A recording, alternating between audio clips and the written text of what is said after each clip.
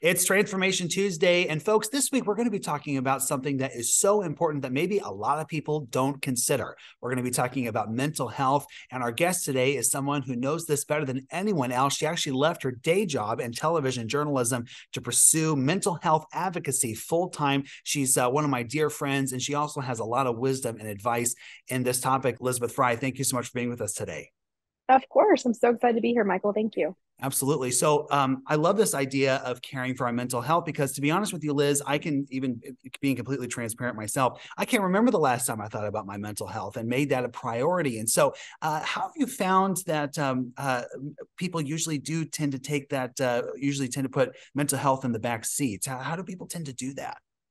I think when you're talking about mental health, a lot of people just focus on like depression, anxiety, those big words that seem kind of scary. You don't want to label yourself with anything. And a lot of people just shrug it off like, oh, well, that doesn't apply to me. But the reality is, mental health is health. And whether you are just stressed out and having a bad day or having a great day and want to go jump around and dance, that is are all things that directly tie back into your mental health. You don't have to be diagnosed with a mental illness in order to be taking your mental health seriously. In fact, if you are taking your mental health seriously, that is what's going to help you not go down those roads of potentially getting to a place where you are diagnosed with a mental illness. Now, I do want to preface this and say I have depression, anxiety, PTSD. Millions and millions and millions of people have diagnosed mental illnesses. So even if you don't have a diagnosed mental illness, you think you may, whatever the case may be, your mental health is important no matter what end of the spectrum you fall on. And I think that's really important to remember, Michael, because I think that a lot of people hear this, but unless they have those diagnosed illnesses, they think, oh, it doesn't apply to me. When in fact, that's definitely not the case.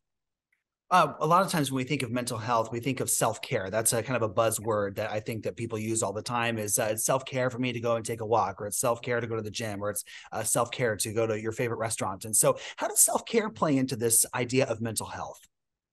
One thing that I really have adopted in my own life that has made such a big impact on me is finding something that ignites my passion and that ignites who I am as a person. And I think, we think of self-care like you said, like taking a walk or, taking a bubble bath, whatever it may be. But I've found that one of the most replenishing ways to really just feel like myself again and get the ultimate form of self-care is finding something, whether it's a hobby, anything that really, the best way to put it is when you leave this activity, when you're finished doing this activity, you feel more filled up and energized than when you got to that activity. And I think, this is so random, but one thing for me is riding horses. I love to go out and ride a horse and I come back and I feel like a whole new person. Me I too, was talking, Liz. I love that you love really? that. Oh, I Let's love do a trail horseback ride riding. sometime, Michael. Oh my gosh. That'd be so But fun. finding those things that really just make you feel like yourself again, I think is the best form of self-care because yeah, you can take a walk, you can take a nice bubble bath, but you need to reconnect with who you are. And I think that kind of, it's like recharging your battery, whether it's your social battery, your physical battery, your mental battery, then you're ready to go out and tackle the day. And I think that's the most important way to take care of yourself. One of the things I love about your platform, Liz, and something that you've actually really inspired me to do is to prioritize mental health, because we can talk about it. We can talk about how important it is to self-care and to even realize the importance of mental health. But talk about why prioritizing this is also a big step to be able to become healthy in that area.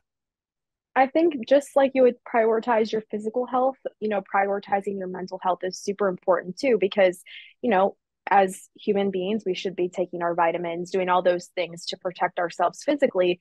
But in the same way, with your mental health, you should be doing that as well, not waiting until you're completely burnt out and stressed out and exhausted and miserable to be like, oh, well, maybe I should take care of myself. We should be doing that on a daily basis. And I think that it's hard to remember that sometimes because oftentimes we don't really think about our mental well being until we're in a point of just like chaos and stress and everything is closing in on us. So, prioritizing your mental health, I think, helps delay getting to that point of just burnt out exhaustion.